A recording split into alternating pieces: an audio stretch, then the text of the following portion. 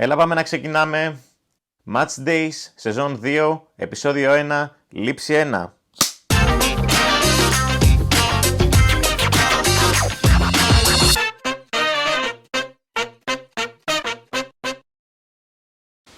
«98 ημέρες πέρασαν από το τελευταίο επεισόδιο της σειράς, η οποία πλασάρεται ως ποδοσφαιρική ταξιδιωτική εκπομπή, όταν στην πραγματικότητα είναι απλά μια αφορμή για μας να πιούμε μπύρες, να πάμε σε γήπεδα και να δούμε όμορφο ποδόσφαιρο.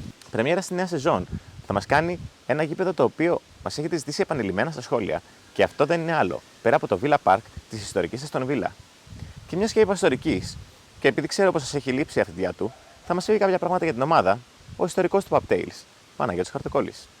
Η Aston Villa είναι ένα από τα ιδρυτικά μέλη της Football League το μακρινό 1888, αλλά ταυτόχρονα είναι ένα και από τα ιδρυτικά μέλη της Premier League το 1992.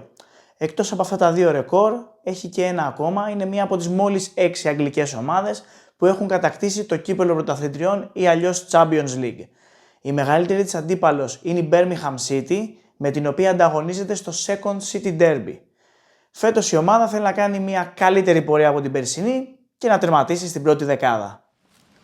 Πριν ξεκινήσουμε όμως, να σας πούμε πως αυτή τη σεζόν θα έχουμε μια νέα προσθήκη στα βίντεό μας, η οποία θα είναι η αξιολόγηση των γηπέδων. Στόχος μας είναι να δημιουργήσουμε μια άτυπη λίγκα μεταξύ των ομάδων ώστε να ανταγωνιστούν μεταξύ τους. Αλλά αρκετά από εμάς. Οπότε τι λέτε, πάμε να ξεκινήσουμε.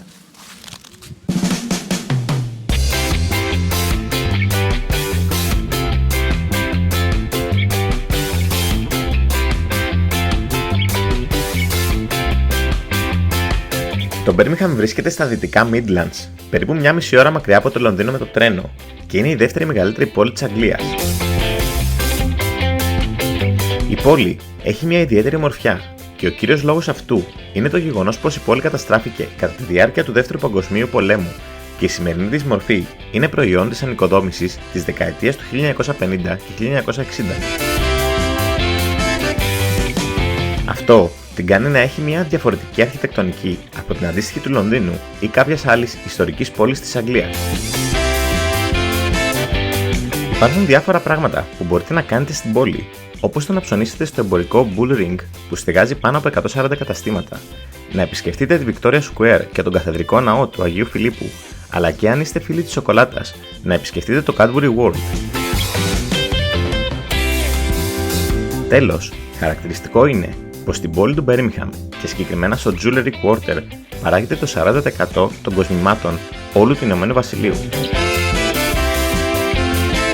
Αλλά επειδή αν για κάτι ήρθαμε στο Birmingham, αυτό σίγουρα δεν είναι τα κοσμήματα, πήγαμε γρήγορα στο σταθμό να πάρουμε το τρένο για το γήπεδο.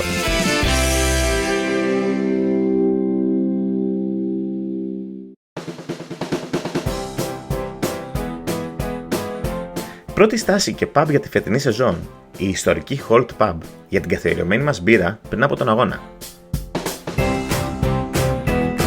Ο λόγος που λέμε ιστορική είναι πως στη συγκεκριμένη pub οι οπαδοί της Aston Villa έπιναν τις μπύρες τους από το μακρινό 1897 μέχρι τα τέλη της δεκαετίας του 1970.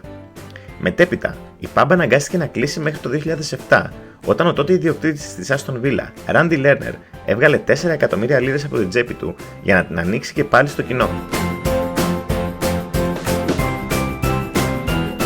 Το εσωτερικό της, όπως παρατηρείτε, δεν θυμίζει pub με την έννοια που την ξέρουμε όλοι, και ο λόγος είναι πως μέχρι το 1897 αποτελούσε το ξενοδοχείο του ψυχαγωγικού πάρκου της περιοχής.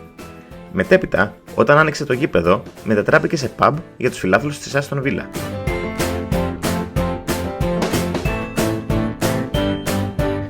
Αν βρεθείτε εδώ, σας προτείνουμε να δοκιμάσετε την Purity Pale, η οποία είναι μπύρα που έχει φτιαχτεί για την ομάδα της Aston Villa και είναι μία από τις πιο ωραίες που έχουμε δοκιμάσει μέσα από αυτή τη σειρά. Τέλος, αν ο καιρός σας κάνει το χατήρι, πράγμα σπάνιο για τον Birmingham, μπορείτε να απολαύσετε την μπύρα σας στην αυλή έχοντας το Villa Park ως θέα. Και μετά την μπύρα μας, ξεκινήσαμε τον μακρύ δρόμο των 100 μέτρων για να φτάσουμε στο γήπεδο.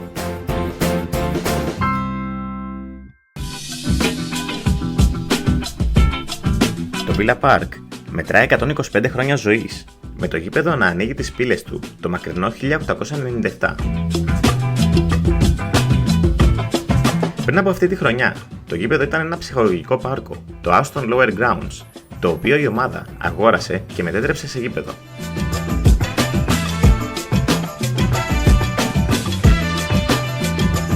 Ένα από τα χαρακτηριστικά του γηπέδου είναι το γεγονός πως κάθε μία από τις 4 κερκίδες του έχουν χτιστεί σε διαφορετική χρονική περίοδο και με διαφορετική αρχιτεκτονική, δίνοντάς του έναν ιδιαίτερο χαρακτήρα.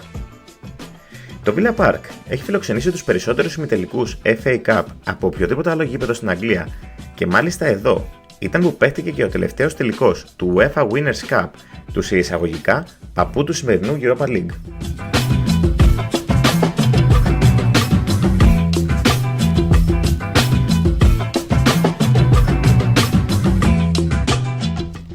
Όσο περπατάτε περιμετρικά του γηπέδου, είναι σαν να διαβάζετε ένα βιβλίο ποδοσφαιρικής ιστορίας της ομάδας, καθώς μπορείτε να δείτε τους τίτλους της Aston Villa από την ίδρυσή της μέχρι σήμερα, με αυτόν που ξεχωρίζει βέβαια να είναι η κατάκτηση του κυπέλλου πρωταθλητριών του 1982.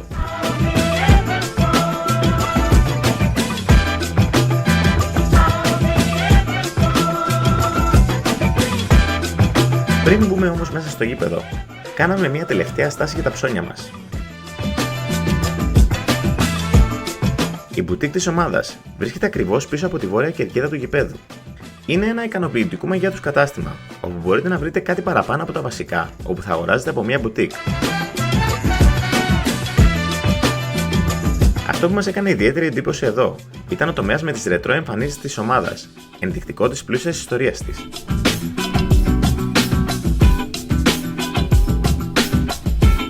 Οι τιμές ήταν λίγο τσιμπημένες, όπως στις μπουτίκ των περισσότερων ομάδων της Premier League, αλλά αυτό ήταν κάτι που περιμέναμε.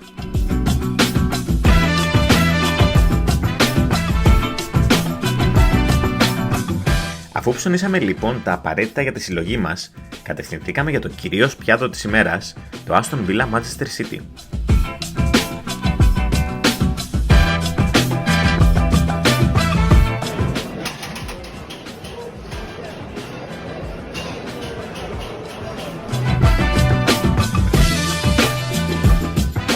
Η διοίκηση της ομάδας ανακοίνωσε πρόσφατα πως από τα τέλη του 2023 θα ξεκινήσει η ανακατασκευή σε μία από τις κερκίδες του γηπέδου, το οποίο όταν τελειώσουν οι εργασίες το 2025 θα μπορεί να υποδεχτεί 50.000 θεατές.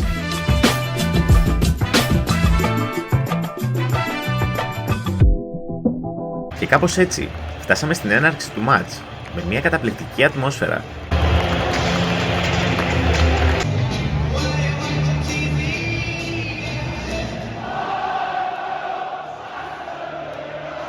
Και τους οπαδούς των γηπεδούχων να πικάρουν συνεχώς αυτούς στη City για την απουσία Champions League από την τροπαιοθήκη τους.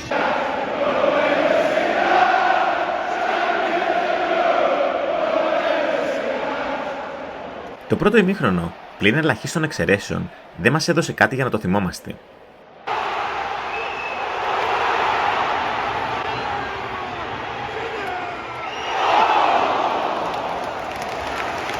Και με την απουσία θεάματος, άνοιξε η όρεξή μας για το καθιερωμένο φαγητό του ημιχρόνου. Η σημερινή επιλογή μας ήταν η παραδοσιακή αγγλική πίτα από το μαγαζί με το σεφερλικό λογοπαίγνιο Titanic. Μια ok επιλογή θα πούμε, σίγουρα όμως όχι κάτι του τρομερό, καθώς έχουμε φάει πολύ καλύτερες σε προηγούμενα επεισόδια. Και πριν καλά κατέβει η πίτα στο στομάχι, ο εξωγήινος Χάλαντ άνοιξε το σκορ.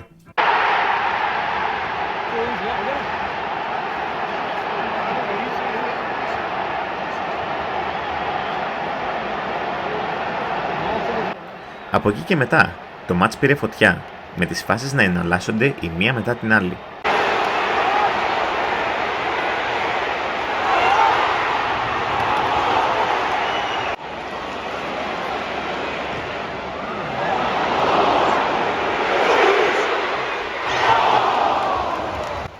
Η City έχασε πολλές ευκαιρίες με κορυφαία το δοκάρι του Kevin De Bruyne.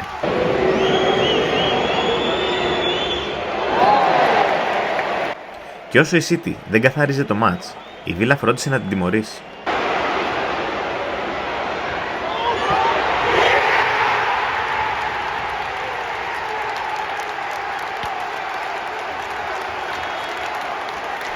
Και η Villa κατάφερε να σκοράρει και δεύτερο τέρμα, με τον βοηθό όμως να σηκώνει το σημαίακι λανθασμένα σε μια απόφαση που συζητήθηκε πολύ στο νησί.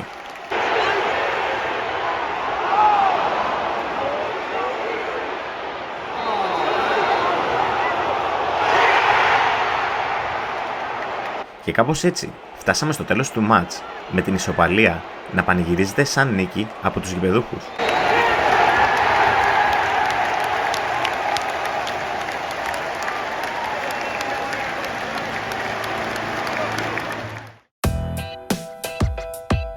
Τα της βαθμολογίας του γηπέδου που υποσχεθήκαμε στην αρχή, τη φετινή σεζόν θα βαθμολογούμε με μπύρες και όχι αστέρια, τις μπουτίκ, το φαγητό, την ατμόσφαιρα και τις εγκαταστάσεις του κάθε γηπέδου. Για το Villa Park λοιπόν, ξεκινώντας από την μπουτίκ, ήταν μια από τις ωραίες μπουτίκ με ικανοποιητική ποικιλία προϊόντων, ρετρό εμφανίσεις και γρήγορη εξυπηρέτηση. 4 μπύρες στις 5. Το φαγητό, όπως είπαμε, θα μπορούσε να είναι λίγο καλύτερο. Σίγουρα όχι στα top που έχουμε φάει, ούτε όμως και στα κακά. 3 μπύρες στις 5 και ίσως πρέπει να πάτε σε κάποια άλλη επιλογή αντί για την πίτα που πήγαμε εμείς. Η ατμόσφαιρα εντός του γηπέδου ήταν πραγματικά πολύ καλή, κυρίως στην αρχή και μετά τον γκολ της Villa. Στο πρώτο ημίχρονο δεν βοήθησε και η ίδια η ομάδα, πράγμα που στερεί μια μπύρα στη βαθμολογία της. 4 στα 5. Τέλος, για τις εγκαταστάσεις, το γήπεδο συνδυάζει το παλιό με το καινούριο με απόλυτη αρμονία. Το γεγονός πως οι γωνίες του γηπέδου είναι και νέες, εμάς μας αρέσει, καθώς μας θυμίζει τα παραδοσιακά γήπεδα. 4,5 στις 5 μπύρες λοιπόν, καθώς το θεωρούμε από τα πιο ωραία γήπεδα που μπορείτε να επισκεφτείτε στο νησί. Αυτή λοιπόν ήταν η εμπειρία μας από το Villa Park. Θα χαρούμε να μας πείτε στα σχόλια πώς σας φάνηκαν οι νέες προσθήκες της φετινής σεζόν και ποιο θα θέλατε να είναι το επόμενο γήπεδο που θα επισκεφτούμε. Μέχρι το επόμενο Pub Tales βίντεο λοιπόν, να είστε καλά, να πίνετε μπύρες, να βλέπετε μπάλα και να διαβάζετε Pub Tales.